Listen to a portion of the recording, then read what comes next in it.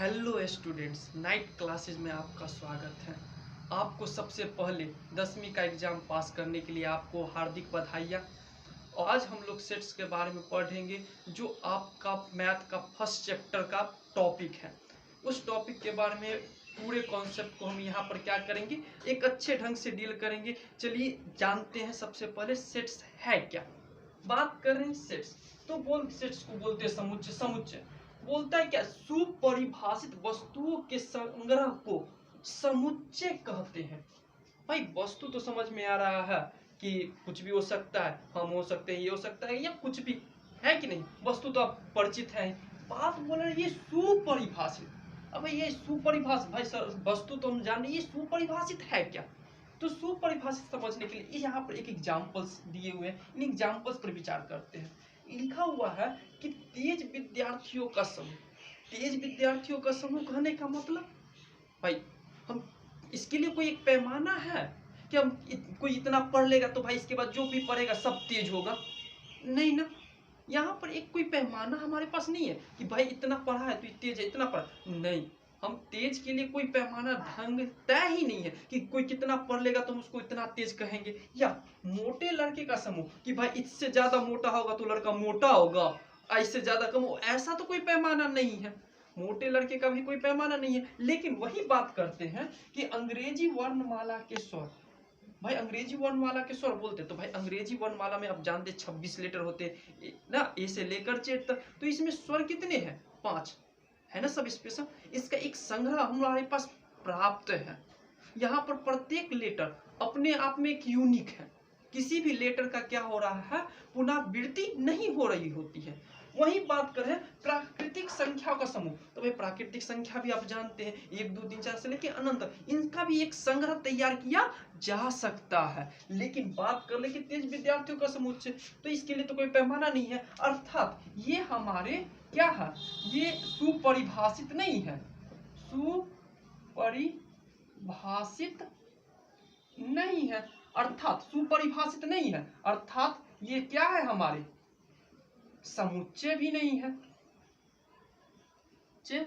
भी नहीं है। लेकिन ये हमारे क्या है, सुपरिभाषित है, भाषित है। इसलिए भाई ये क्या है, समुच्चय है। अब बात करते हैं कि संग्रह के वस्तुओं को समुच्चय का क्या बोलते, अवयव या सदस्य। भाई अवयव या सदस्य, तो ये क्या है। तो आप देख लीजिए कि हमारे पास एक समुच्चय ले लेते हैं, जैसे ए बराबर एक समुच्चय ले लेते हैं, जैसे अंग्रेजी वर्णमाला के स्वर है तो क्या होगी, ए ई आई ओ यू। भाई ये तो एक समुच्चय है, लेकिन इस समुच्चय में ए ई आई ओ यू है क्या। तो ए ई आई इस समुच्चय का क्या होगा, सदस्य कहलाएगा। यहाँ पर ए इस अंग्रेजी वर्णमाला के स्वर का एक क्या होगा, सदस्य होगा। यहाँ पर ई अंग्रेजी वर्णमाला के स्वर का क्या होगा, एक सदस्य होगा। आई थिंक आप समुच्चय और उसके अवयव को समझ गए होंगे। चलिए हम आगे देखते हैं, पहले इसे नोट कर लीजिए। चलिए देखते हैं समुच्चय का निरूपण। भाई उसको निरूपित कैसे करते हैं, तो निरूपित करने के लिए समुच्चय को कैपिटल लेटर से सूचित करते हैं। जैसे A B C D F G, आप कैपिटल में देख सकते हैं, जैसे नीचे एक दिया गया है, यहाँ पर इसको ए से निरूपित किया है और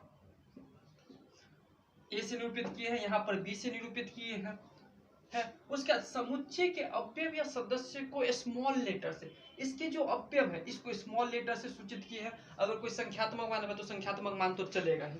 बात कर रहे हैं समुच्चय को 2 मंझले कोष्ठ, यहाँ पर मंझले कोष्ठ, तो ये नीचे देख सकते हैं कि ये एक मंझले कोष्ठ है और एक मंझले कोष्ठ से इसको क्या कर दिए, लॉक कर दिए हैं, दोनों तरफ से लिखते हैं। इसमें इसके अंदर अवयवों को एक एक करके लिखते हैं। यहाँ पर देख सकते हैं प्रत्येक अवयव को एक एक करके लिखा गया है।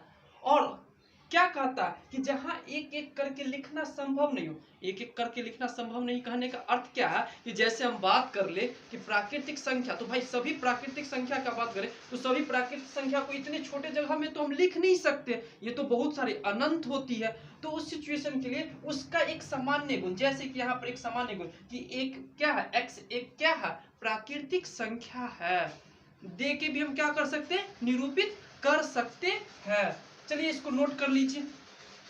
तो हम देखते हैं इप्सिलॉन, इसको इस लेटर को इप्सिलॉन बोलते हैं और इसको बोलते हैं इप्सिलॉन नॉट। इसका क्या अर्थ है कि कोई वस्तु किसी समुच्चय का सदस्य है, तो भाई सदस्य है तो इसको दर्शाने के लिए इप्सिलॉन का प्रयोग करते हैं, और यदि सदस्य नहीं है तो इप्सिलॉन नॉट का हम क्या करते हैं, प्रयोग करते हैं। यह एक संकेत है जो बताता है सदस्य को, और ये जो बताता है कि सदस्य नहीं है। जैसे कि बात करें एक सेट है हमारे पास ए, यहाँ पर आप देख सकते हैं ए में 1 2 3 5 7 8 9 ये सारे अवयव दिए गए हैं, और ये अवयव क्या है, ए के हैं। तो क्या ए में, यानी ए में एक है, अगर है तो हम यहाँ पर इप्सिलॉन का प्रयोग करेंगे। 2 है तो यहाँ पर भी हम करेंगे।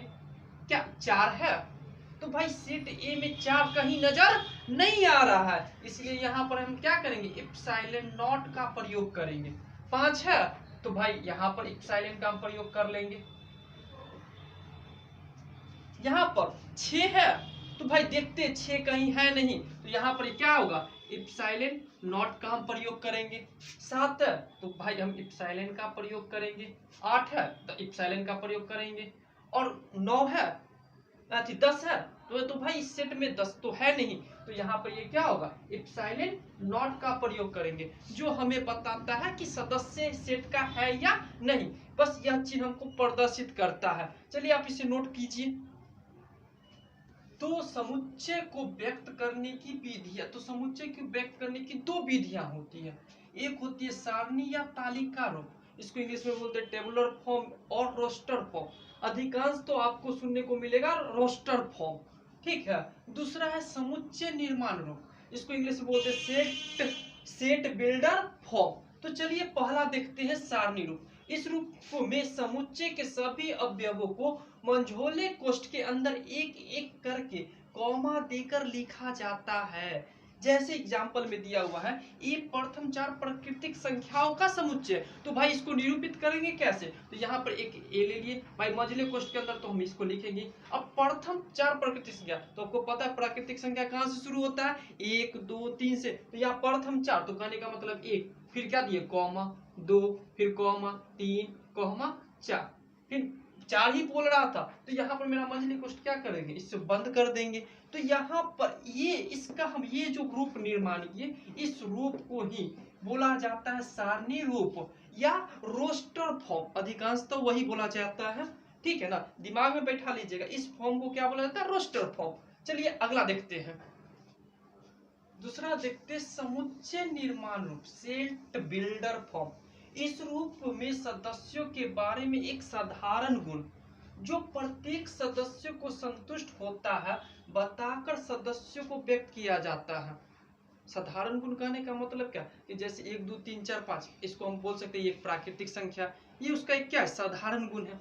ठीक, देखते हैं आगे कि इसके लिए मंझले कोष्ठ के अंदर एक चर यानी x को लिखकर तिरछी लाइन या कॉलन देकर पुनः चर को लिखकर चर के उस गुण को लिखा जाता है। जैसे आप यहाँ देख सकते हैं कि A E I O U का समुच्चय निर्माण रूप कैसा होगा। तो आप बात करते हैं, यहाँ पर ये B है, ले लिए B सेट। अब इसका समुच्चय निर्माण करना है, तो यहाँ पर क्या लिखा होता, मंझली कोष्ठ के अंदर x, तो पहले x ही लिख दिए।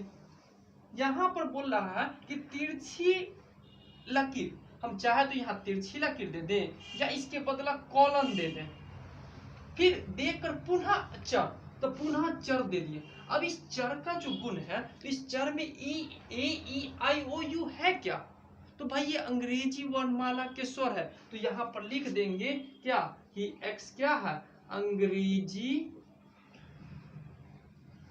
वर्णमाला के स्वर है, और उसके बाद इसको मंझली कोष्ठ से हम क्या कर देंगे भाई, बंद कर देंगे। तो इसका यह रूप यानी इस रूप को, इस पूरे रूप को हम बोलते हैं समुच्चय निर्माण रूप। क्या बोल दिए, समुच्चय निर्माण रूप। चलिए आगे देखा जाएगा बहुत सारा। चलिए इसको आप नोट कर लीजिए। तो हम आगे देखते हैं कि परिमित एवं अपरिमित समुच्चय। अब ये क्या है? तो परिमित समुच्चय, जिस समुच्चय के अवयवों को गिना जा सके वह परिमित समुच्चय कहलाता है। अर्थात इसमें क्या होता है ना कि इसके अवयवों की संख्या निश्चित होती है। जैसे आप देख सकते हैं ए में 1 2 3 4 5, यानी कुल टोटल कितने अवयव है इसमें?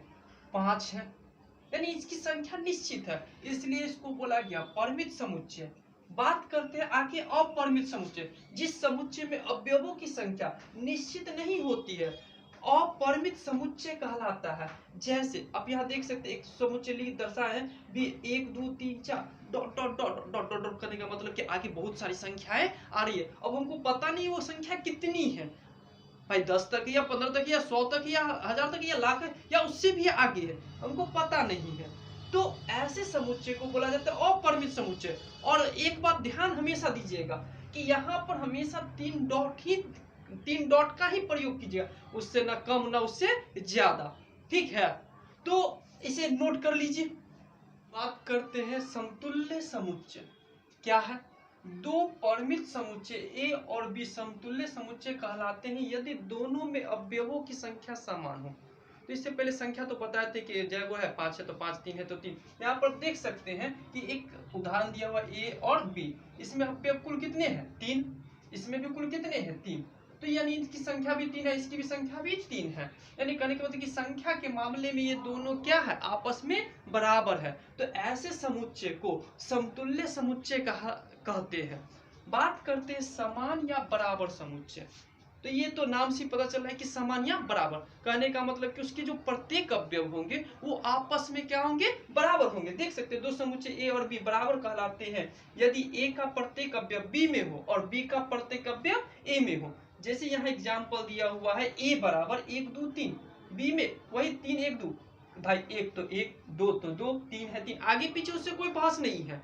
बस देखना क्या है कि जो इसमें है वो इसमें होना चाहिए। तो ये आपस में क्या कहलाते हैं? बराबर समुच्चय या समान समुच्चय। नीचे भी देख सकते हैं ए ई आई ओ यू और यहाँ पर क्यों में ई यू आई ओ ए, ये भी दोनों एक ही चीज है, इसलिए इसको क्या लिख दे? पी बराबर क्यू।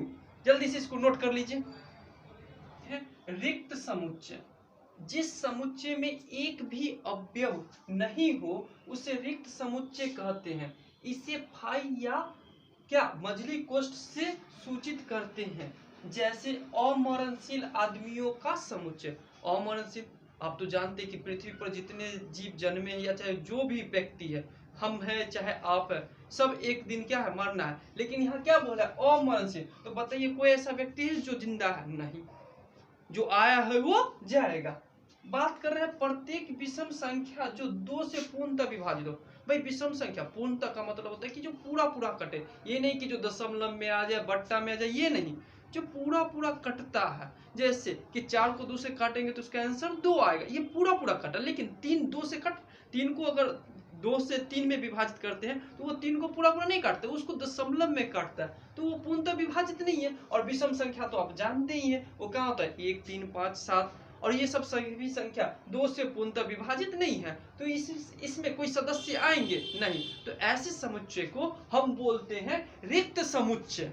बात करते हैं आगे एकल समुच्चय। नाम से पता चला है कि इसमें कितने अवयव हो? केवल एक। देख सकते एग्जाम्पल में 3 0 5 है कि नहीं? इसके अंदर क्वेश्चन अंदर एक ही है। उसके बाद करता है युग्म। युग्म का अर्थ होता है पेयर यानी जोड़ा। जोड़ा का मतलब कि 2 से, ठीक है ना? तो जिस समुच्चय में 2 सदस्य उसे युग्म समुच्चय कहते हैं। जैसे यहाँ पर देख सकते एग्जाम्पल 1 2, इसमें कितने अवयव? 2 2, ये सब क्या कहलाए? युग्म समुच्चय कहलाते हैं। चलिए जल्दी से नोट कीजिए इसको। तो हम देखते हैं उप समुच्चय क्या कहता है। उप समुच्चय, यदि समुच्चय ए का प्रत्येक अवयव समुच्चय बी का भी एक अवयव है तो ए बी का उप समुच्चय कहलाता है। जैसे आप यहाँ पर देख सकते हैं कि ए का प्रत्येक अवयव 1 3 5, बी का एक, इसमें 1 है, इसमें 3 है, 5, यानी ए का प्रत्येक अवयव बी में मौजूद है, तो ए बी का क्या कहलाएगा? उप समुच्चय कहलाएगा। उप समुच्चय को प्रदर्शित करने के लिए हम इस चिन्ह का हम क्या करते हैं? प्रयोग करते हैं। ठीक है। यहाँ पर ए का जो प्रत्येक अवयव होगा बी में होगा। हाँ, एक बात याद रखिएगा कि ये जरूरी नहीं है कि बी का प्रत्येक अवयव ए में हो। यहाँ पर बात कर रहे हैं कि यदि समुच्चय ए का प्रत्येक अवयव समुच्चय बी का अवयव नहीं हो तो ए बी का उपसमुच्चय नहीं होगा। जैसे आप एक एग्जाम्पल में देख लीजिए, यहाँ पर 1 3 5 है और इधर भी एक समुच्चय दिया 1 3 4 5, या इसमें 5 है लेकिन इसमें 5 है नहीं है, तो यहाँ पर P क्या है, उपसमुच्चय नहीं है Q का। इसको निरूपित करने के लिए उपसमुच्चय नहीं है, तो इसको इससे हम क्या करते हैं, प्रदर्शित करते हैं। नोट देख लेते हैं क्या कहता है कि A उपसमुच्चय हो B का और B उपसमुच्चय हो A का, तो इस कंडीशन में ये दोनों चीज क्या होते हैं, आपस में बराबर होते हैं। यहाँ पर आप ये चिन्ह देख रहे हैं, यह चिन्ह बताता है द्विघात यानी तात्पर्य के लिए प्रतीक होता है, यानी तात्पर्य, या इसको हम बोलते हैं इफ, या यानी यदि भी बोल सकते हैं या केवल यदि भी बोलते हैं। इसके लिए यूज किया जाता है अगर ए समुच्चय हो क्या हो, उपसमुच्चय हो बी का और बी उपसमुच्चय हो ए का, तो उस कंडीशन में ए बराबर क्या होगा, बी। एक चीज और नोट कर लीजिएगा कि फाई प्रत्येक समुच्चय का एक उपसमुच्चय होता है। तो फाई प्रत्येक उपसमुच्चय का, क्योंकि प्रत्येक समुच्चय में क्या था ना कि फाई को रिक्त समुच्चय को हम मंझली कोष्ठ से प्रदर्शित किए थे, और प्रत्येक समुच्चय में क्या होता है, एक मंझली कोष्ठ मौजूद होता है, इसलिए फाई क्या है, प्रत्येक समुच्चय का एक क्या उपसमुच्चय है। एक बात और चीज, यदि ए बी का उपसमुच्चय है, उपसमुच्चय जैसे यहाँ पर देखिए ए बी का क्या है, उपसमुच्चय है, तो बी ए का अधिसमुच्चय कहलाता है। अधिसमुच्चय को व्यक्त करने के लिए इस चिन्ह को हम क्या कर देते हैं, पलट देते हैं। यहाँ पर आप देख सकते हैं, यहाँ पर बोलते हैं क्या है ना कि बी ए का क्या है, अधिसमुच्चय है। तो जल्दी से इसे आप नोट कर लीजिए। सेट कॉन्सेप्ट का बचा हुआ भाग हम नेक्स्ट वीडियो में देखते हैं। और अगर आपको ज़्यादा जानकारी प्राप्त करनी है हमसे, तो ये मेरा रहा व्हाट्सएप नंबर,